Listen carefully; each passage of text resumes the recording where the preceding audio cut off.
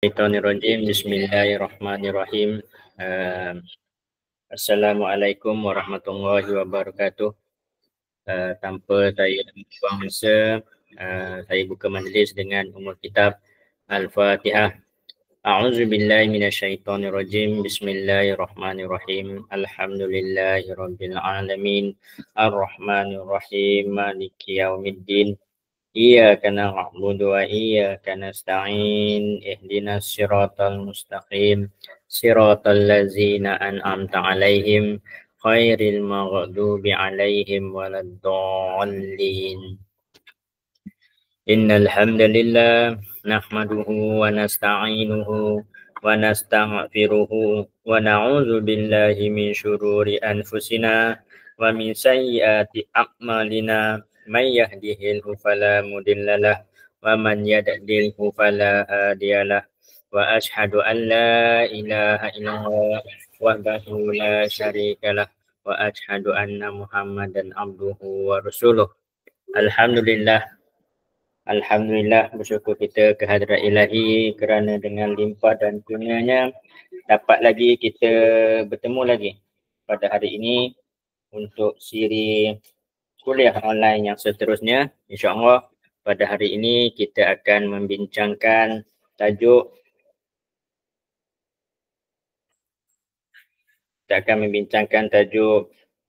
memahami ilmu usul fiqh. Okay, saya disambungan memahami usul fiqh yang akan dibentangkan oleh Ustaz Sinar, dan insyaAllah saya akan mengambil slot kedua untuk soal jawab. Okay, hari ini saya ada sedikit masalah teknikal. Saya terlupa nak bawa balik charger laptop saya. So untuk rekod ni saya tak pasti berapa lama boleh bertahan. Perbincangan forum masih boleh diteruskan melalui telefon. Saya masih boleh accept admin melalui telefon. Cuma melalui telefon saya tak boleh nak rekod video sahaja, rekod rakaman kuliah sahaja. So kalau ikut bateri ni boleh bertahan dalam jam macam tu. So tanpa saya membuang masa, saya serahkan majlis kepada Ustaz Sinar. So saya harap untuk sesi bahagian kuliah tu semoga kita boleh ekspreskan sikit, at least supaya rakaman kuliah ni cukup untuk slot kuliah yang dibentangkan oleh Ustaz Sinar. Sesi soal jawab tu mungkin kita boleh bersiaran melalui telefon saya sahaja. Okay. Tanpa saya membuang masa, saya menyerahkan majlis kepada Ustaz Sinar untuk meneruskan. Terima kasih Coach. Alhamdulillah Rabbil Alamin. Bersyukur kita kepada Allah kerana dia dipertemukan lagi dalam majlis ilmu pada malam ini. Kalau saya dapat tahu kita ada masalah teknikal, mungkin saya tukar tajuk yang lebih pendek. Walau bagaimanapun, saya ada satu idea. Sebab tajuk sebenarnya yang saya sampaikan ini agak berat tapi penting, dan karena saya tidak sempat lagi tukar tajuk, apa yang akan saya buat, mungkin saya akan buat part 1, part 2 untuk sesi kuliah pada malam ini. Kita buat part 1, nanti kita akan sambung di kuliah minggu akan datang, part 2, bahagian kedua. Sebab penting untuk difahami jika para peserta yang selama ini tidak mengenali ilmu usul fiqh, apabila tahu dan faham asasnya, senang mengikuti. Ada dua perkara yang akan memudahkan, yang nanti saya sampaikan teruslah di dalam kuliah. Manfaat yang kita boleh dapat,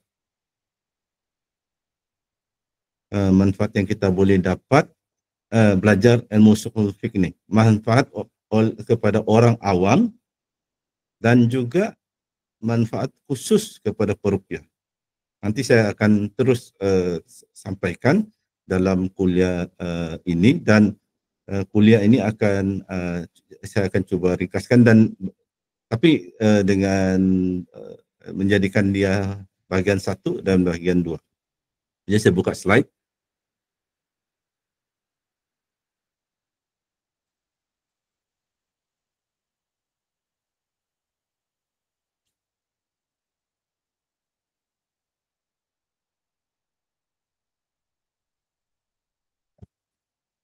Dan diharap para peserta bersabar apabila belajar ilmu ini. Kalau tidak berapa faham, kalau selalu mengikuti kuliah ini, akhirnya akan paham juga. Dan ilmu ini sangat penting.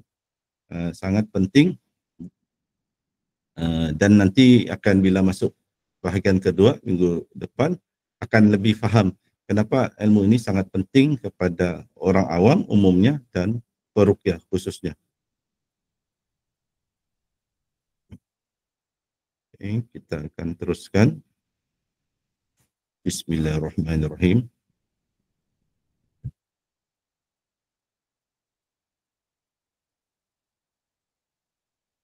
Dan kena fahami apa yang saya sampaikan ini untuk pemahaman orang awam.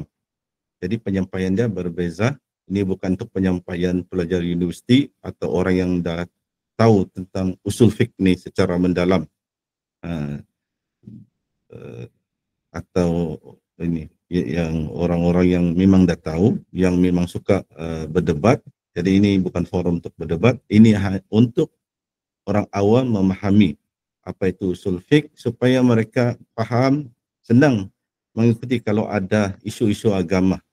Dan juga jika ada persoalan yang peruqyah ingin buat tindakan, ingin buat keputusan dan buat tindakan. Sebab tak akan sempat nak cari dalil. Ada orang bertanya, ada orang kerasukan dan nak tahu apa nak buat, takkan waktu tu buka Google nak cari jawapan.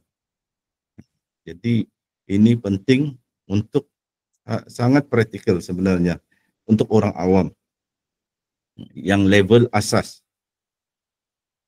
Kalau yang level mendalam untuk yang orang berdebat itu kita berikan kepada orang-orang yang para profesor dan sebagainya, untuk mereka lah yang berdebat, para ustaz-ustaz, ustazah-ustazah. Okey, kita teruskan. Dan memandangkan masa kita terhad, ada penerangan saya yang saya mungkin akan terangkan secara laju ataupun secara ringkas, dan mungkin lagi lah sukar nak faham kalau secara laju dan ringkas. Tapi kita ada part 2 bahagian kedua minggu depan yang kita boleh sambung belajar dan juga bertanya lebih lanjut. Okey, untuk pendahuluan, pertama kita akan ingat ini adalah kuliah kedua berkenaan usul fiqh. Dulu saya bagi kuliah pendahuluan, pengenalan. Sekarang saya cuba sentuh lebih mendalam lagi. Cuma kita akan bagi dua ni, dan juga saya terpaksa ringkaskan dan laju bagi pandangan. Tapi amat penting. Kalau tak faham sekarang, insya-Allah akan datang akan faham. Yang penting kita jumpa istilah ni. Kalau siapa yang tak pernah jumpa istilah usul fiqh, maqasid syariah, kaedah fiqh, maka malam ini akan jumpa istilah-istilah ni dan akan faham istilah ni. Jadi kalau akan datang tengok YouTube atau dengar ceramah atau dengar perdebatan antara ustaz dengan seorang ustaz lain, kita faham, taklah garuk kepala, apa itu yang mereka katakan maqasid syariah, apa yang mereka katakan kaedah fiqh. Jadi malam ini kita akan faham untuk pemula, beginner. Okey. Dan malam ini sebenarnya saya nak khususkan kepada maqasid syariah dan kaedah fiqh. Sebab ini penting untuk difahami oleh kita orang Islam secara umum, dan juga penting kepada peruqyah sebab ia boleh membantu peruqyah. Jika ada ilmu ini akan lebih membantu peruqyah itu dalam ilmu ruqyah. Okey, seterusnya. Mengapa kita perlu belajar ilmu usul fiqh? Pentingnya orang awam tahu asas ilmu usul fiqh. Asas bukan perbincangan mendalam, tapi asasnya tahu dan faham ilmu usul fiqh ini, termasuklah yang berkaitan dengannya seperti maqasid syariah dan kaedah fiqh, adalah kerana orang-orang awam terdedah dengan berbagai pendapat dan perbincangan ilmu-ilmu agama di media sosial, Dan oleh itu seseorang perlu ilmu asas untuk memahami perbincangan itu. Dan ilmu usul fiqh ini akan membantu orang Islam faham apa yang dibincangkan, apa yang didebatkan, apa isu. Taklah kita akan jadi netizen yang suka menokok tambah, orang posting sesuatu, orang komen, kritik, kita tak tahu pun apa yang, tak tahu sangat apa yang dibincang, bagi pendapat. Orang yang berilmu akan senyum dengan kita punya kritikan, sebab jelas kalau orang Sabah kata ketara, memberi komen ikut suka hati saja, ikut perasaan tanpa berdasarkan ilmu. Jadi bila kita tahu ilmu usul fiqh ini, kita akan lebih dapat menghargai, dapat memahami, dapat appreciate perbincangan-perbincangan agama dan kenapa muncul sesuatu orang berpendapat begini, ulama berpendapat begini, ustaz berpendapat begini, ustaz yang satu berpendapat begitu, kita akan faham. Dan kenapa pula penting kepada peruqyah? Peruqyah pula penting tahu dan faham asas ilmu usul fiqh dan juga ilmu yang berkaitan dengan ilmu usul fiqh ini adalah kerana peruqyah akan menghadapi situasi di mana ia perlu panduan untuk membantunya bertindak dan panduan menjawab soalan pesakit. Mengetahui dan memahami kaedah fiqh boleh membantu seorang peruqyah membuat keputusan yang tepat dan membimbing pesakit. Saya bagikan contoh. Antara contoh-contoh persoalan yang mungkin timbul kalau dalam dunia ruqyah, pesakit, keluarga pesakit akan bertanya dengan peruqyah, bolehkah menggunakan garam dalam rawatan? Bolehkah menggunakan azimat? Adakah haram menyimpan azimat? Bolehkah menggunakan tenaga dalam? Apa itu tenaga minda? Bolehkah dipelajari dan diamalkan? Banyak persoalan begini. Apakah hukumnya? Haruskah? Haramkah? Jadi dengan kita mengetahui ilmu usul fiqh ini dan yang ilmu-ilmu yang berkaitan dengannya seperti kaedah fiqh, maka kita akan dapat jawapan-jawapan ni. Walaupun kita tak sempat buka Google nak semak, kita akan dapat buat satu keputusan untuk membimbing pesakit dan untuk kita bertindak. Kalau kita buka Google pun, kalau kita tersalah buka website, kita terbuka website ni fahaman Syiah, kita dapat jawapan dari fahaman Syiah. Kita terbuka fahaman Mu'tazilah, Jabariyah kah? Atau nanti kita akan salah pemahaman atau kita bagi jawapan yang salah kepada pesakit. Jadi lebih bagus kita tahu dan faham, tidak pun secara mendalam tapi asasnya untuk kita sendiri buat keputusan. Allah dah bagi kita akal, kita boleh menilai perkara-perkara yang asas ini dengan adanya ilmu, kita boleh menilai. Jadi kesimpulannya kita belajar ilmu usul fiqh dan ilmu yang berkaitan dengannya agar kita ada panduan membuat keputusan dalam situasi tertentu dan kita tidak terlalu bingung apabila mendengar pendapat yang berbeza-beza diberikan oleh beberapa ustaz di media sosial. Sekarang ni pernyataan ni umum, mungkin ada yang masih tak faham. Nanti kalau kita sampai kepada huraian contoh-contoh, pertama bahagian kaedah fiqh, mungkin akan lebih jelas dan akan lebih faham. InsyaAllah.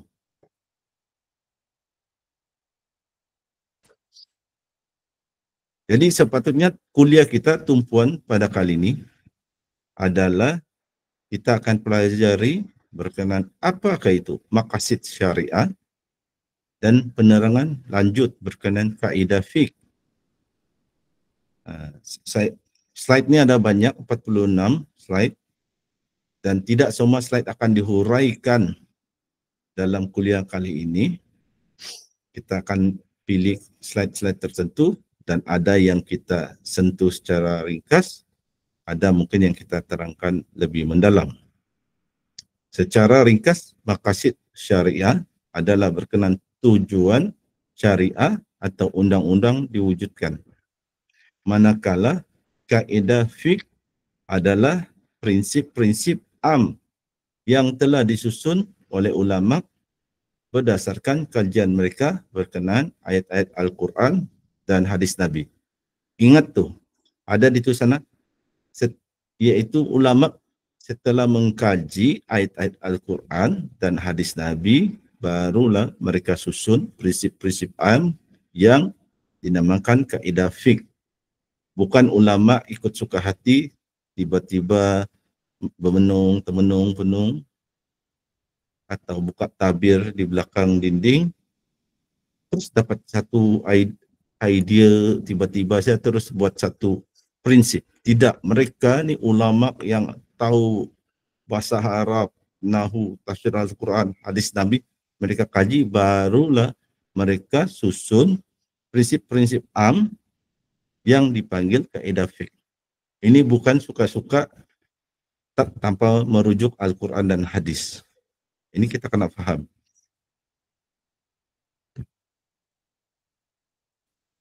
Jadi saya akan terangkan sedikit ulang kaji berkenaan ilmu usul fiqh sebelum kita masuk kepada maqasid syariah dan juga kaedah fiqh. Yang ini sebenarnya saya pernah sampaikan dahulu, kuliah yang dahulu. InsyaAllah boleh tonton nanti kuliah yang dahulu. Saya sampaikan bahagian-bahagian tertentu sahaja. Terutama kepada orang yang langsung tak pernah dengar istilah usul fiqh. Dia cuma pernah dengar istilah fiqh atau fiqh. Tapi istilah usul fiqh atau usul fiqh dia tak pernah dengar, dia sangka sama sahaja. Jadi apakah itu usul fiqh? Usul fiqh adalah ilmu yang membahaskan kaedah-kaedah digunakan oleh mujtahid untuk menerapkan hukum syarak. Mujtahid ni adalah ulama yang bertaraf boleh berijtihad dan mengeluarkan fatwa. Bukan ulama-ulama yang biasa-biasa. Contoh ulama mujtahid, Imam Syafi'i, Imam Hanafi, Imam Malik, mazhab Maliki tapi Imam Malik, dan nama sebenarnya lagi panjang, dan Imam Ahmad bin Hanbal. Itu contoh mujtahid. Kandungan perbahasan dalam ilmu usul fiqh adalah berkaitan dalil-dalil syarak yang bersifat umum atau disebut juga kulli, yaitu Al-Quran, hadis, ijma' ulama dan qiyas, untuk mensabitkan atau menentukan hukum-hukum syarak. Perbezaan ilmu fiqh dan ilmu usul fiqh ni saya tidak akan terangkan pada malam ini. Kita skip. Mungkin akan datang kita boleh sentuh dan huraikan lagi. Sekarang kita ke tajuk, apakah itu syariah? Untuk kita memahami maqasid syariah, pertama kita perlu faham dahulu apa itu istilah syariah. Ingat, bila kita selalu sebut ruqyah syariah, ada perkataan syariah di situ. Bukan saja kita letak tuh perkataan syariah di sana. Sebab ada sebabnya. Ruqyah yang berlandaskan syariat, yang tidak bercanggah dengan syariah. So ada dikatakan ruqyah, tapi dia bercanggah dengan ajaran Islam, dia bercanggah dengan syariat. Jadi ada kepentingan perkataan syariah dalam ruqyah syariah. Orang boleh mengaku dia mengamalkan pengobatan Islam. Tapi adakah itu pengobatan Islam yang patuh syariah, selaras dengan syariah, tidak bercanggah? Apa yang kita pelajari adalah perawatan Islam yang tidak bertentangan dengan syariah atau syariat. Syariat ini atau syariah ini, kita perlu tahu apa itu. Baru kita dapat pahami dan kita ada akal fikiran untuk menentukan sesuatu itu betulkah diajar itu ruqyah syariah kah atau saja hanya pengobatan Islam. Ya, dia kata pengobatan Islam tetapi sebenarnya tidak ruqyah syariah, tidak syar'i yang bercanggah dengan syariat. Dan kalau kita ada ilmu dan dah tahu, tinggalkanlah orang tersebut, janganlah belajar dengan dia. Tonton video dia pun tak perlu, tonton TikTok dia pun tak perlu. Kecuali Anda memang orang yang berilmu, boleh menilai. Anda tonton video dia, TikTok dia untuk memperingatkan saudara mara yang lain, jangan terpengaruh dengan orang tersebut. Bukan tonton seronok. Tonton seronok, lepas itu tanya Coach Kamaru, tanya Aki Sinar Ruqyah, tanya ini beberapa perawat, bolehkah saya belajar? Betul gitu. Belajarlah macam ilmu yang kami ajar ni supaya sendiri ada akal fikiran boleh menilai. Dan kalau dah tahu tak betul, tak patuh syariah, bercanggah dengan Islam, bercanggah dengan syariat, tinggalkan. Tonton pun tak perlulah, tonton YouTube dia ke, tonton TikTok dia. Kecuali itulah Anda yang boleh menilai. Anda peruqyah berpengalaman. Contohnya Anda Ustaz Ahmad Salihin. Dia seorang imam masjid, dia ada ilmu, dia tahu bahasa Arab. Dia ada asas-asas ilmu agama yang kukuh. Bolehlah dia tonton untuk dia memperingatkan kepada masyarakat bahwa orang ni di TikTok, orang itu di TikTok bukan mengajar ruqyah syariah. Jadi apakah itu ruqyah syariah yang digandingkan dalam perkataan? Apakah itu syariah? Syariah ataupun ruqyah syariah ataupun syariat. Dia ada disebut syariah, ada masanya kita sebut syariat. Syariah ini bermaksud undang-undang Islam. Nanti pula ditanya apa pula undang-undang Islam. Insya Allah ada masa kita akan terangkan. Kalau tidak ada masa, kita sambung kepada patuh bagian kedua. Jadi syariah atau syariat adalah undang-undang Islam. Undang-undang Islam ini dibuat adalah untuk tujuan tertentu. Ada tujuannya, bukan suka-suka dibuat. Ada rukun nikah, bukan saja-saja dibuat. Ada hukum kalau mencuri dipotong tangan. Kalau minum arak berdosa boleh dihukum. Ada tujuannya kenapa undang-undang itu dibuat. Kenapa Allah menurunkan undang-undang tersebut? Mengapa Nabi melalui hadisnya memberitahu bahwa undang-undang yang itu salah, yang ini betul, yang ini kalau kita amalkan dapat pahala, yang ini kalau kita buat dapat dosa. Ada tujuannya. Dan tujuan undang-undang Islam itu dibuat disebutlah dengan nama maqasid syariah. Oke, saya akan uraikan lebih lanjut lagi maqasid syariah sebab ini adalah antara tumpuan kuliah kita.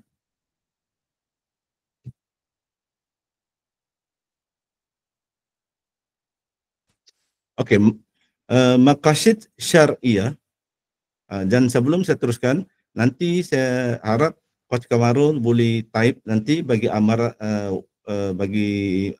amaran sekiranya ada tanda-tanda laptop katakan nak habis bateri, katakan dah tinggal 18%, supaya kita boleh tutup sepatuan dan kita boleh sambung untuk sesi soal jawab, insya-Allah. Oke, jadi kita akan melihat pula maqasid syariah, yaitu tujuan suatu undang-undang diwujudkan. Dan walaupun kita sebut undang-undang ni, nanti apabila kita masuk kepada ilmu kaidah fiqh, kita akan lebih faham bahawa maqasid syariah ni dia boleh jadikan panduan maqasid syariah, dan dia akan boleh jadi panduan umum kepada kita. Begitu juga kaidah fiqh. Dia bukan saja untuk hukum hakam, tapi ia boleh menjadi panduan umum. Dan nanti bila kita baca kitab-kitab seperti kitab ruqyah, seperti kitab yang ditulis di Syekh Abul Bara Usama bin Yasin Al-Mani, ia ada merujuk kaedah-kaedah fiqh. Jadi bila kita baca kitabnya, kita fahamlah. Taklah kita garuk kepala. Apa yang dikatakan Syekh Abul Bara ni, tak fahamlah. Sebab kita tak ada ilmu tu. Jadi sekarang saya bagi ilmu ni supaya nanti bila baca kitab Syekh Abul Bara akan lebih faham, mudah faham. Nanti mungkin akan datang kita boleh ambil kitab dia untuk kita tunjukkan contoh-contoh di mana beliau merujuk kepada kaedah fiqh untuk menerangkan sesuatu perkara. Oke, kita teruskan. Apakah itu maqasid syariah? Saya sudah terangkan tadi secara ringkas, maqasid syariah adalah tujuan syariah atau tujuan undang-undang Islam itu dibuat. Seperti yang saya terangkan tadi, di dalam agama Islam, undang-undang dibuat bukan saja-saja untuk suka-suka. Undang-undang Islam diadakan adalah untuk tujuan tertentu, dan tujuan itu disebut maqasid syariah. Kita sebagai orang awam perlu memahami sedikit, sekurang-kurangnya sedikit, asas maqasid syariah, agar apabila kita dengar perkataan ini, tahulah kita apa ustaz tu, apa penceramah tu sedang terangkan. Dan kalau ada perdebatan antara ustaz-ustaz, kita faham jugalah, lebih paham dari biasa apa yang sedang mereka bincangkan. Jadi penting, kalau tak faham sepenuhnya, sekurang-kurangnya kenal bahawa ada satu istilah dinamakan maqasid syariah. Dan saya akan uraikan lebih lanjut. Okey. Dalam ajaran Islam, tujuan utama undang-undang Islam yang disebut syariah ataupun syariat dibuat untuk menjaga 5 perkara asas, 5 perkara fundamental, yaitu seperti yang ada tertulis di skrin, yaitu agama, nyawa, akal, harta, dan keturunan. Inilah asas undang-undang Islam dibuat untuk menjaga 5 perkara asas ini. Sebab 5 perkara asas ini dianggap adalah sangat penting dalam kehidupan manusia, terutama orang Islam. Dan 5 perkara asas ini wajib dijaga oleh undang-undang. 5 perkara asas inilah disebut ad-daruriyat. Ingat istilah itu, ad-daruriyat. Agama. Agama kita ni, akidah kita perlu dijaga. Itu ada undang-undang tentang murtad. Nyawa perlu dijaga. Itulah ada undang-undang qisas. Tidak boleh kita membunuh orang lain. Membunuh orang lain tanpa sebab yang munasabah boleh dijatuhkan hukuman. Boleh ditangkap, dibicarakan, dijatuhkan hukuman. Pentingnya menjaga akal. Itulah diharamkan arak. Sebab kalau orang minum arak, akalnya hilang. Dia boleh jadi tidak tahu memandu di jalan toyong-ayang, memandu kereta, lepas itu langgar budak di jalan raya, akalnya hilang. Jadi dalam Islam dibuat undang-undang bahwa minum arak itu haram. Dan juga harta itu penting kepada umat Islam. Ada harta baru kita boleh sedekah. Ada harta baru kita boleh infak. Ada harta yang cukup baru kita boleh buat umrah dan haji. Tak ada harta, macam mana nak kita ke Mekah nak beli tiket kapal terbang. Jadi harta itu perlu dijaga dalam undang-undang Islam. Siapa mencuri harta orang lain, kalau undang-undang Islam menjaga, dan kalau dapat ditangkap orang itu akan dibicarakan dan akan dihukum. Begitu juga keturunan perlu dijaga. Itulah ada undang-undang mengharamkan zina. Kalau siapa yang didapati berzina boleh dikenakan hukuman kalau ikut undang-undang Islam. Sebab kita tidak mau nanti lahir anak haram, anak yang terbiar, boyfriend girlfriend bercinta-cinta, boyfriend ambil kesempatan, berlakulah hubungan seksual. Wanita hamil, si boyfriend cabut lari, tidak ingin bertanggung jawab. Anak terpaksa dipelihara oleh ibu tunggal. Terus anak hidup dalam environment persekitaran yang tidak sesuai untuk perkembangan. Lepas tu jadi itu budak pula membesar, jadi pula kalau lelaki mungkin jadi gangster, KL gangster dan sebagainya, yang si perempuan jadi perempuan yang tidak bermoral dan sebagainya. Karena keturunan itu tidak dijaga, institusi kekeluargaan itu tidak abai. Itulah ada undang-undang. Contohnya dalam Islam menjaga perkara ini, yaitu mengharamkan perzinahan. Dan 5 perkara ini yang paling asas, paling penting disebut dalam maqasid syariah ad-daruriyat. Ad-daruriyat. Nah, jadi kita pergi seterusnya. Kesimpulan dia, ad-daruriyat adalah keperluan asas yang perlu ada pada manusia, terutamanya orang-orang Islam. Saya cepatkan. Nah, sebenarnya selain perkara ad-daruriyat, ada juga terdapat 2 lagi, yaitu al-hajiyat dan al-tahsiniyat. Cuma saya tidak akan huraikan pada malam ini, dan yang tidak berapa penting untuk orang awam, untuk pemula, beginner. Yang cukuplah fahami tadi ada 5 perkara paling penting dalam Islam, dianggap paling penting dalam kehidupan orang Islam yang perlu dijaga. Yang 5 tadi itu. Itu yang perlu diingat. Oke, kita teruskan. Dan saya akan sentuh sedikit sejarah ilmu usul fiqh ini. Nah, sejarah perkembangan ilmu usul fiqh ini, dia berkembang semasa zaman tabi'in dan tabi'in. Kalau tak faham apa itu tabi'in, apa itu tabi'in, cubalah belajar sendiri, baca buku, ataupun nanti ikuti kuliah-kuliah kita akan datang. Satu masa nanti mungkin akan faham. Kita mungkin tidak akan sempat untuk huraikan pada malam ini untuk terangkan apa itu tabi'in atau tabi'in. Tapi boleh coba tengok yang kuliah yang sebelum ini tentang pengenalan ilmu usul fiqh, di situ saya ada terangkan. Insya-Allah harap-harap saya punya penerangan tu jelas dan boleh difahami. Ilmu usul fiqh ni dikatakan dipelopori oleh Imam Syafi'i, imam kita yang mengasaskan mazhab Syafi'i. Sebelum munculnya mazhab-mazhab ini,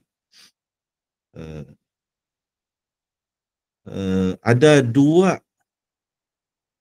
cara ulama, kita 2 metodologi atau cara ulama menilai sesuatu hukum.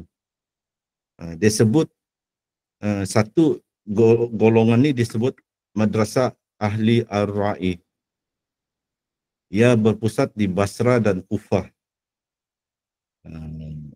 Itu sekarang dikenali negara Iraq. Satu lagi disebut madrasah ahli al-hadis, berpusat di Mekah dan Madinah. Antara tokoh ahli ar-ra'i adalah Imam Abu Hanifah, pengasas mazhab Hanafi. Dan janganlah kita guna perkataan yang tidak bagus, mengolok-olok, mengejek dan sebagainya mazhab Hanafi. Sebab masyarakat kita di Malaysia ini selain mazhab Syafi'i, ada ramai penganut mazhab Syafi'i. India Muslim, orang Pakistan kebanyakan bermazhab Hanafi. Malah orang-orang Turki kebanyakan bermazhab Hanafi. Malah di dunia ini mazhab yang paling besar adalah mazhab Hanafi. Jadi kita jangan yang ada ustaz-ustaz nak bergaduh, biarkan mereka. Kita belajar ilmu untuk memahami. Dan ahli hadis ni, antara tokoh-tokoh ulama ahli hadis ni zaman-zaman dahulu, zaman tabi'in, tabi'in, antara dia Imam Malik dan Imam Ahmad bin Hanbal.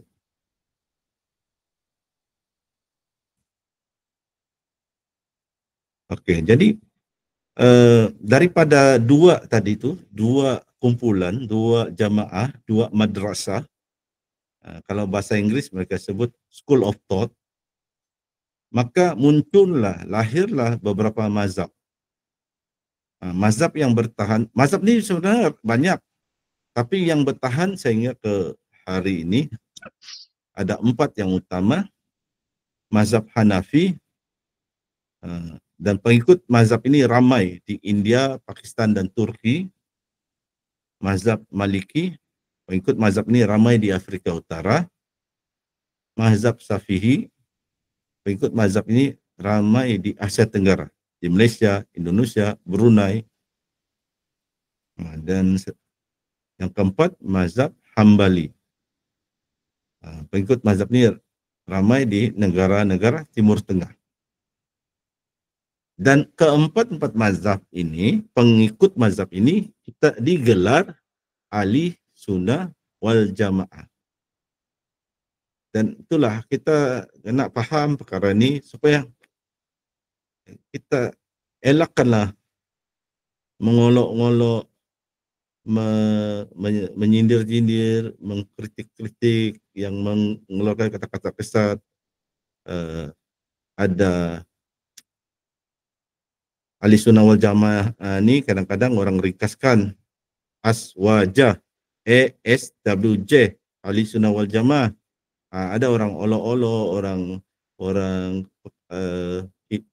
hina-hina sebagai asam Jawa lah. Asam Jawa kalau saya tidak silap.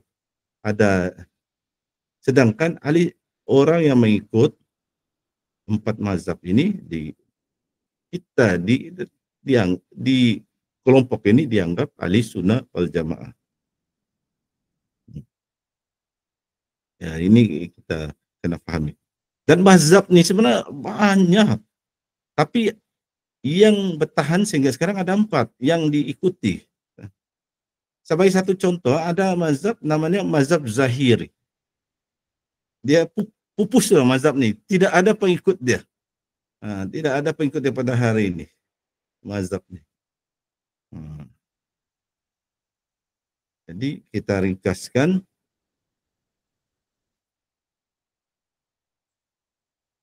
jadi untuk kita mengetahui, sebelum kita masuk kepada ini kaidah fiqh, dan inilah yang paling penting sebenarnya, kaidah fiqh ni untuk orang awam dan peruqyah, terutama untuk belajar dan mengetahui. Sebenarnya kalau dikupas mendalam sangat panjang, sangat mendalam, tapi kita akan belajar yang asas untuk membantu kita dalam kehidupan seharian kita. Tapi sebelum kita masuk tuh, ada perkara-perkara asas yang kita perlu tahu. Kalau kita tidak tahu nih perkara asas, yang akan sukar untuk kita mempelajari usul fiqh, kaidah fiqh ini. Yaitu antara perkara-perkara asas nih yang kita kena faham. Satu, hukum syarak. Apakah maksudnya hukum syarak? Kalau orang mengatakan hukum syarak nih, sebenarnya dia bermaksud undang-undang Islam. Syariat juga bermaksud undang-undang Islam. Hukum syarak juga bermaksud undang-undang Islam. Terutama yang dikatakan wajib, sunat, haram, makruh, harus, mubah, sah, batal, itu adalah hukum syarak. Yang dimaksudkan dalam sudut istilah kalau ilmu fiqh ataupun usul fiqh. Ada lagi satu yang kita biasa dengar, hukum, bermaksud hukuman atau balasan. Seorang ditangkap, lepas itu dijatuhkan, dibicarakan dan dijatuhkan hukuman. Hukum yang kita selalu sebut, apakah hukumnya? Bukan hukum itu, bukan hukuman. Tapi yang kalau kita bertanya, apakah hukumnya? Wajibkah? Sunatkah? Haramkah? Makruhkah? Haruskah? Itulah yang dimaksudkan undang-undang Islam, hukum syarak, bukan bermaksud hukuman. Kita pernah paham. Dan jangan kita anggap benda ni simple, asas semua dah tahu. Sebab banyak kali dah saya sangka masyarakat kita, semua orang Islam, benda-benda asas ni dah tahu. Tapi bila saya tanya, apa benda tu? Tahu ni, apa itu? Tahu istilah ni? Tak tahu apa itu? Apa binatang tu? Apa benda tu?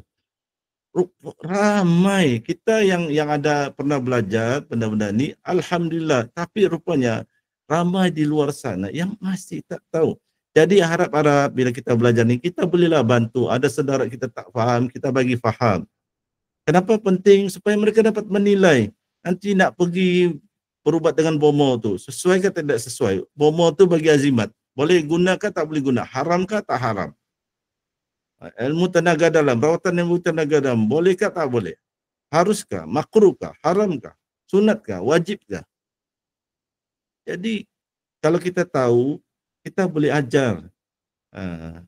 Taklah ajar terus jadi imam mujtahid yang boleh mengeluarkan fatwa, tapi kita faham dan kita ajar supaya kita boleh menghindari benda-benda yang bercanggah dengan syariat, benda yang bercanggah dengan syariah, dengan undang-undang Islam.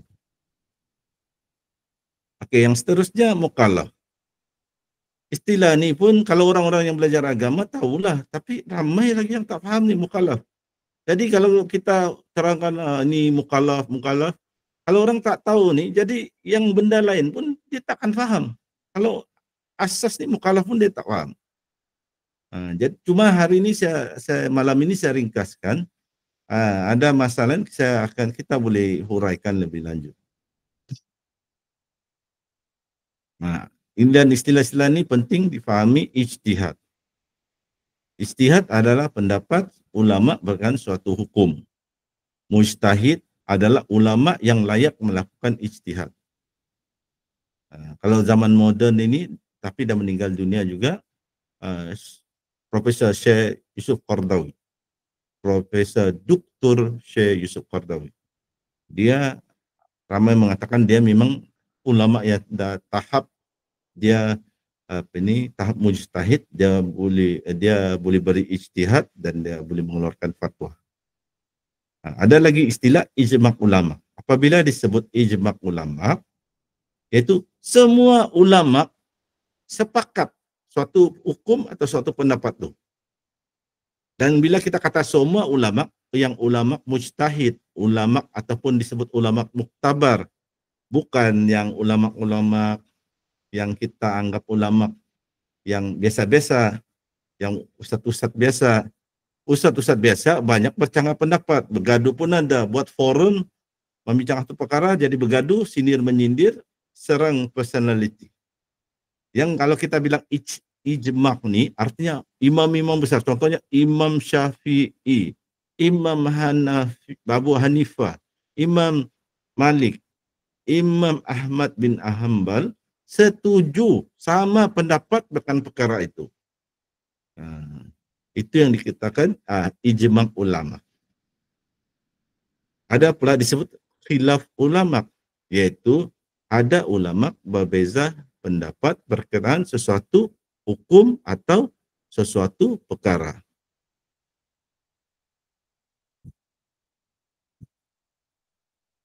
Seterusnya,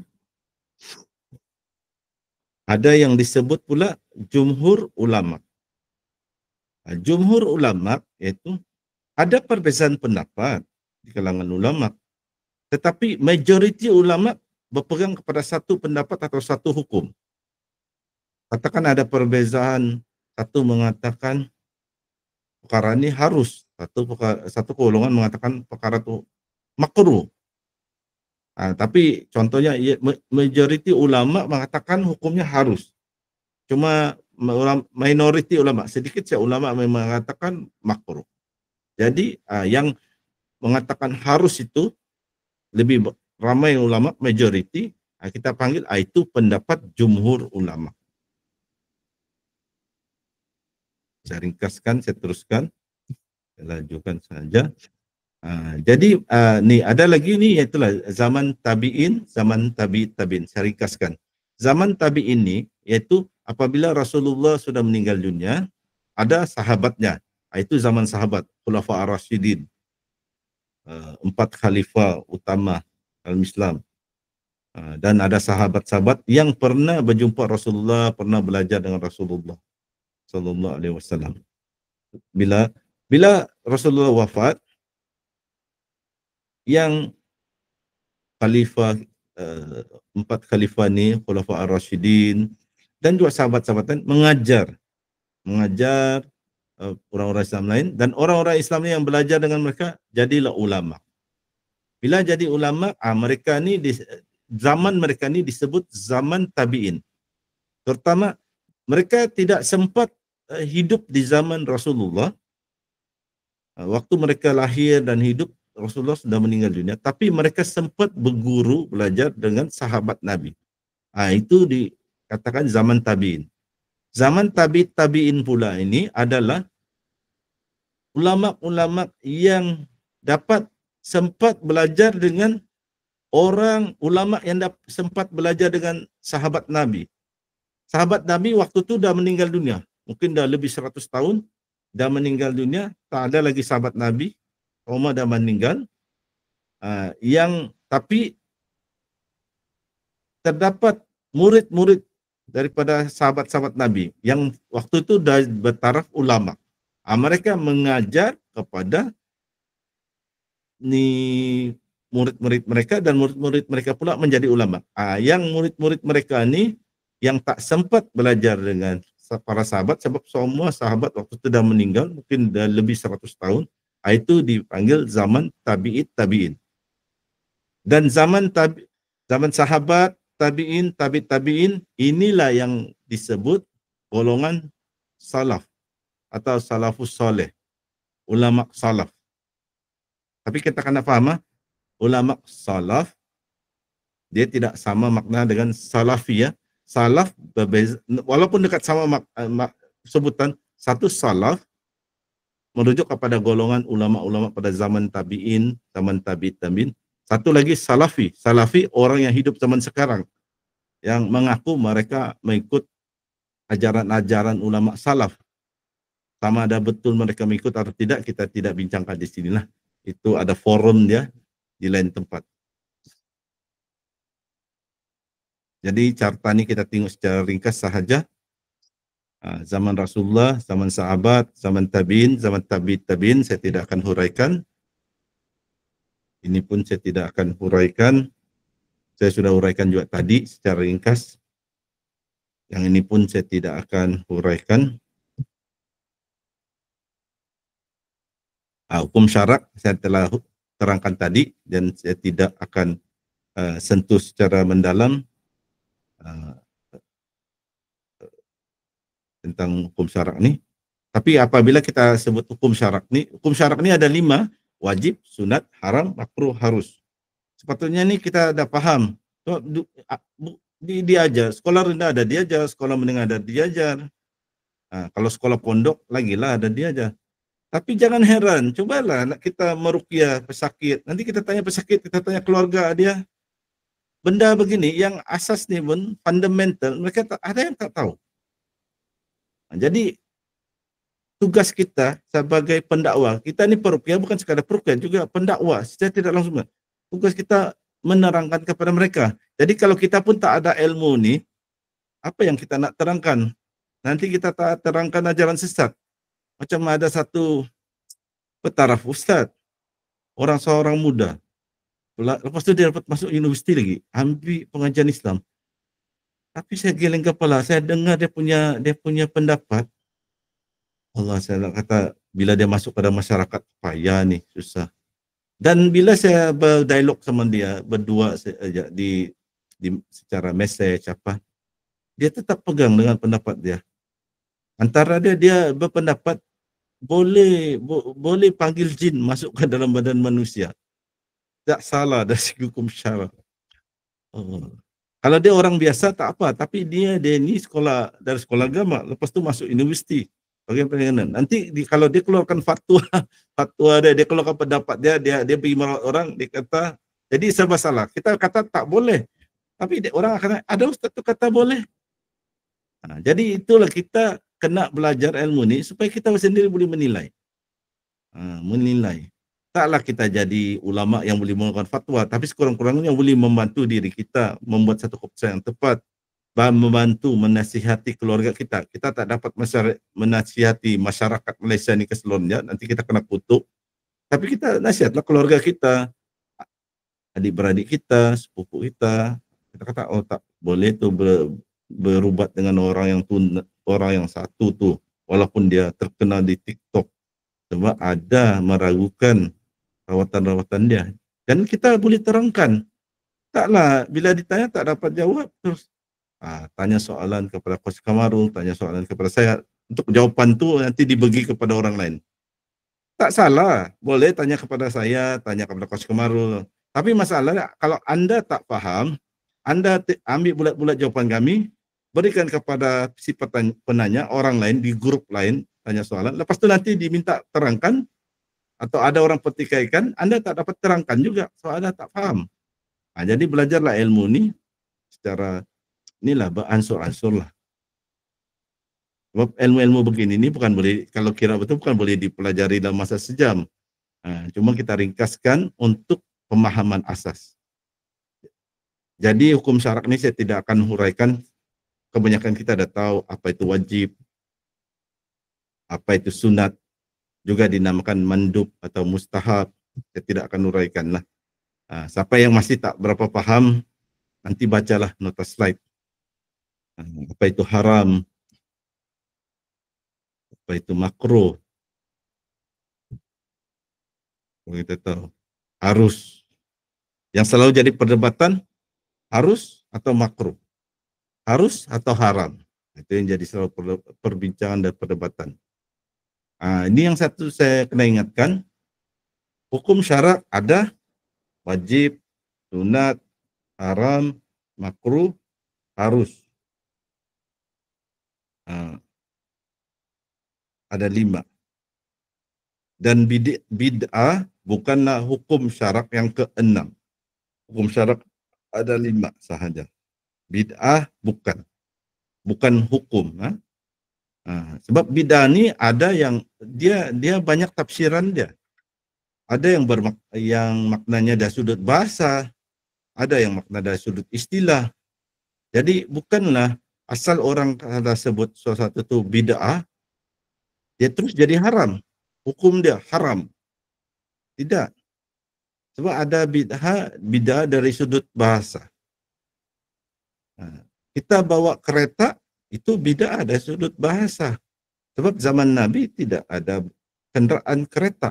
Yang ada kenderaannya unta, kuda. Itu dari sudut istilah bahasa. Walaupun kita memandu kereta, kita melakukan bid'ah, tidaklah haram membawa kereta.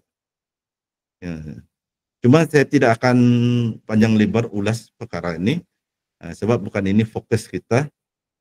Malam ini bukan kita membicarakan tajuk bid'ah, tapi saya nak nak peringatkanlah kalau orang yang tak berapa faham. Dan saya ingat kalau saya tidak silap waktu saya Syekh Nuruddin Malbu Al-Banjari Al-Maki datang ke Sabah, saya ada ikut dia kuliah. Kalau saya tidak silap dia sendiri ada memperingatkan. Kalau saya tak silap lah dulu dia memang waktu tu dia terangkan, dia kuliah dia berikan bid'ah. Bid'ah bukan termasuk dalam hukum syarak yang 5. Hukum syarak hanya ada wajib, ada sunat, ada haram, ada makruh, ada harus. Bukan ada yang hukum syarak yang ke-6 bid'ah. Tapi kita tidak akan bincangkan topik ini. sebab bukan ini fokus kita. Oke, jadi saya mungkin akan berhenti di sini dan nanti minggu depan kita mungkin akan sambung part 2. Nanti tolong ingatkan saya bahawa kita berhenti di tajuk, mungkin saya catat di handphone saya, di tajuk sumber hukum atau undang-undang Islam. Saya type dulu untuk peringatan saya.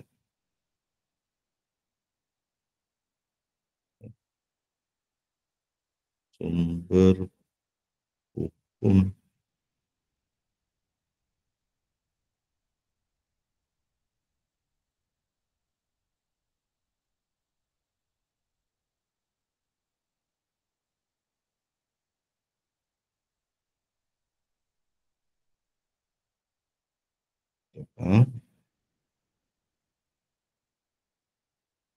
untuk peringatan.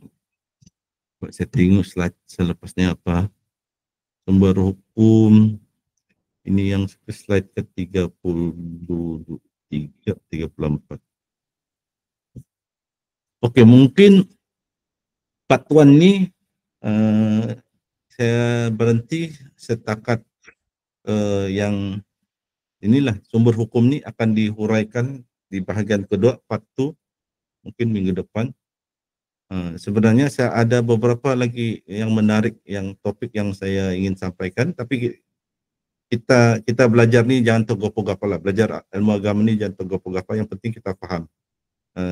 InsyaAllah panjang umur kita nanti belajar lagi. Sebab saya nanti akan bentangkan lagi akan topik-topik akan datang seperti penggunaan herba, sinergi dengan ruqyah, dan juga tapi nota belum lagi lengkap, sambungan kepada tentang kuliah ilmu tenaga minda, ilmu tenaga dalam.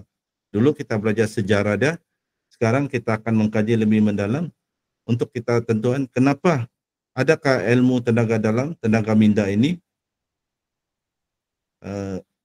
haram atau tidak digalakkan belajar untuk umat Islam. Kalau tidak digalakkan belajar, kenapa? Tapi itu nota saya belum selesai lagi. InsyaAllah saya akan sampaikan. Jadi okey, bateri sudah 14%. Jadi Coach Kamar, tapi mungkin bagus juga kalau kita soal jawab dalam ni. Beginilah, saya rasa saya berhenti setakat ini. Jadi kita ada masa soal jawab yang dalam bentuk rakaman supaya nanti orang boleh ulang kaji di YouTube, nanti tonton yang ada juga soal jawab. Jadi mungkin kita boleh berhenti setakat ini dahulu yang untuk rakaman dan juga soal jawab supaya kita boleh dapat juga ada soal jawab yang dalam bentuk rakaman. Kan? Jadi mungkin saya akan berhenti di sini, saya akan tutup slide. Kita berhenti macam ini, dianggaplah bahagian 1 part 1. Lepas itu kita masuk lagi. Saya akan tutup slide ni, kita masuk kepada sesi soal jawab ni. Saya tutup slide dahulu.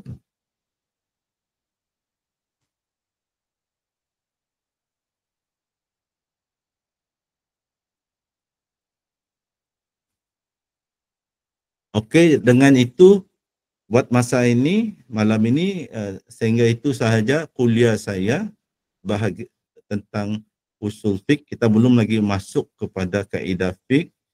Itu kita akan jadi bahagian kedua kuliah akan datang, insya-Allah. Jadi mungkin kita akan masuk kepada sesi soal jawab dan saya akan serahkan kepada Coach Kamarul sesi soal jawab ni, insya-Allah. Dan sesi soal jawab, kalau tak faham tadi apa yang saya bentangkan, tak semestinya tanya soalan tentang usul fiqh. Boleh tanya soalan tentang ruqyah. Kita boleh jawab soalan-soalan tentang ruqyah. Jadi saya akan tunggu Coach Kamarul. Apabila telah bersedia, saya akan serahkan kepada Coach Kamarul. Jadi sementara tunggu Coach Kamarul ni. Okey, Coach Kamarul mungkin dah akan muncul. Okey, terima kasih kepada Ustaz Sinar. kita terus kepada sesi soal jawab. Hari ini kita akan cuba habiskan sesi kuliah ni lebih kurang pukul 10.30, 10.40. At least kita boleh cover full rakaman sesi kuliah dan juga sesi soal jawab. InsyaAllah kita akan bersambung lagi untuk part 2 minggu hadapan ataupun minggu yang seterusnya, insyaAllah. Okay.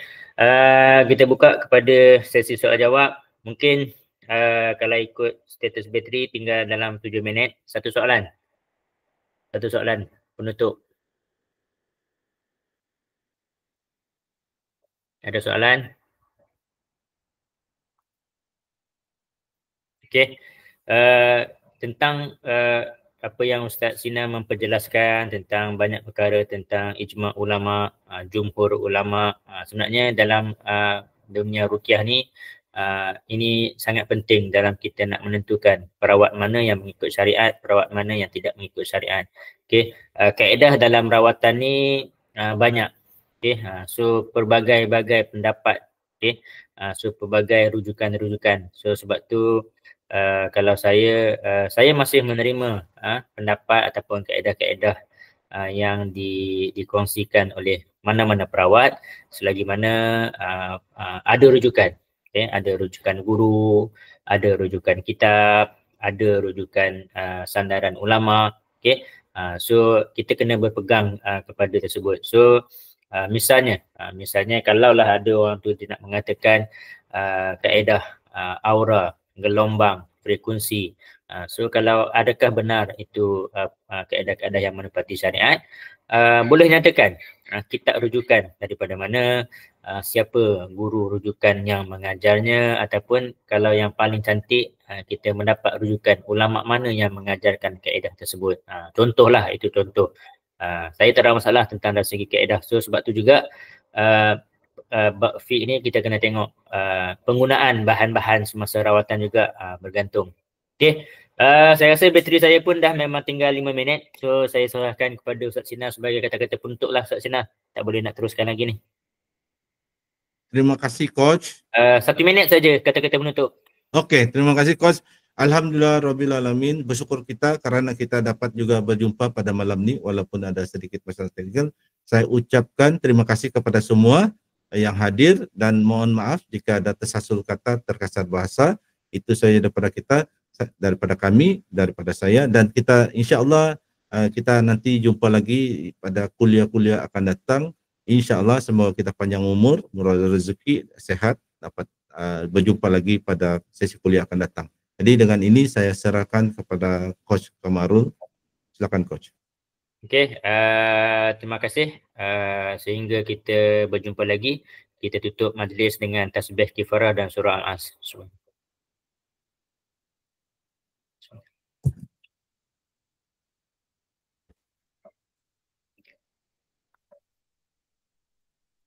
Boleh semua left group semua.